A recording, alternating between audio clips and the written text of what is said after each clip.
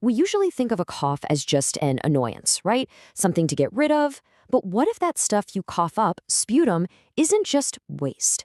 What if it's actually a detailed report sent directly from your lungs? Well, today we're going to learn how to read that very message. I mean, seriously, think about that. What if, inside something as common and everyday as a cough, we could find the definitive clues for everything from asthma all the way to cancer? This is exactly where medicine gets to play detective, and the best part is, the evidence is right there, just waiting for us to examine it.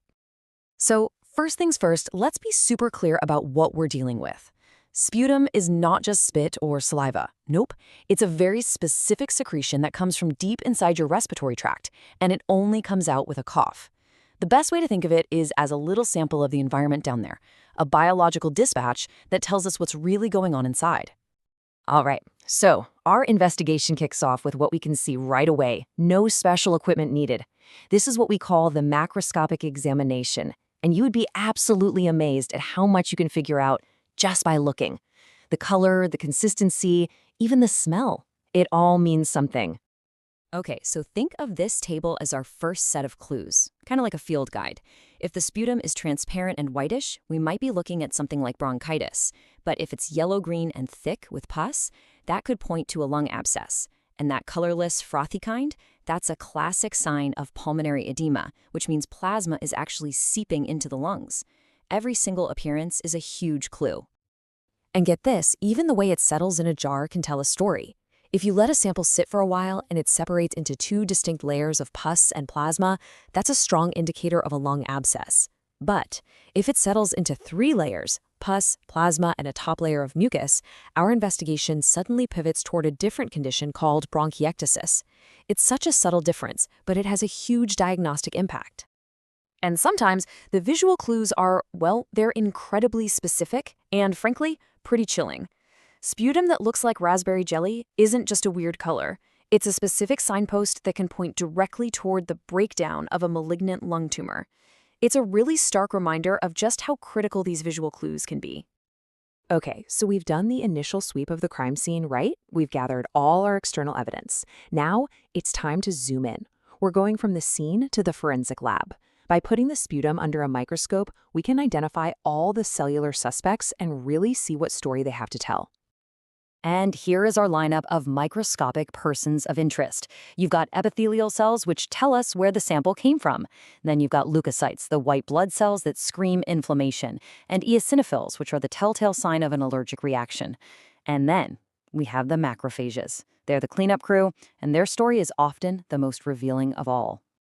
So macrophages are like these tiny little vacuum cleaners patrolling our lungs. They just gobble up dust, bacteria, broken down cells, you name it. The real trick for us is to see what's inside them, to see what they've been eating, because what they've consumed gives us a living record of exactly what's going on down there. And here's the cool part. Depending on what they've gobbled up, they get these different aliases.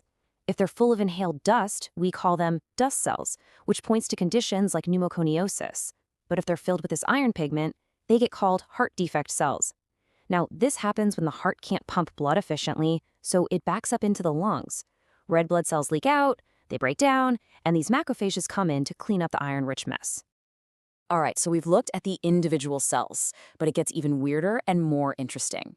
Under the microscope, you can find these intricate structures and bizarre shapes that are almost like a signature left behind by a specific disease.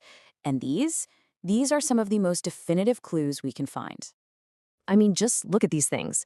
Kirschmann spirals are literally tiny, twisted casts of the small bronchioles. They're formed from mucus during a bronchospasm.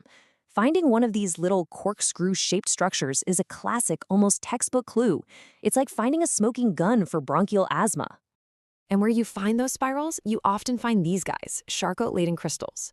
They look like tiny, sharp, shiny diamonds, and they're actually formed from the proteins of broken down eosinophils, the cells we talked about that are involved in allergic reactions. Seeing these crystals is another really strong confirmation of an allergic process.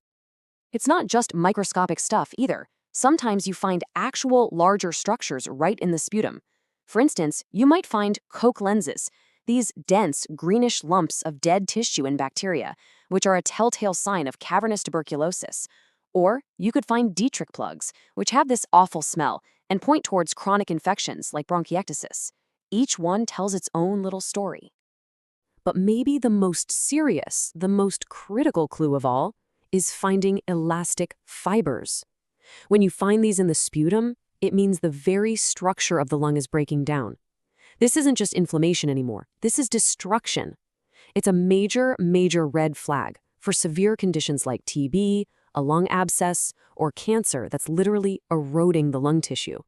Okay, we've got our macroscopic clues, we've identified our cellular suspects, and we found these really bizarre structural signatures. So now it's time to do what any good detective does. Assemble all the pieces, build an airtight case, and solve this medical mystery. And the way a diagnosis comes together is it's pure logic, really. You start with the big picture stuff, the color, the layers. Then you zoom way into the cellular level, identifying the key players. You hunt for any of those unique structures, and by combining all of these findings, a clear pattern starts to emerge, a pattern that points right to a specific disease. So let's put this into practice. Let's look at a tale of two different coughs. For an asthma diagnosis, the evidence profile is crystal clear. You'll see that glassy mucus, you'll find a high count of eosinophils, and you'll spot both the Kirschmann spirals and the Charcot-Leyden crystals.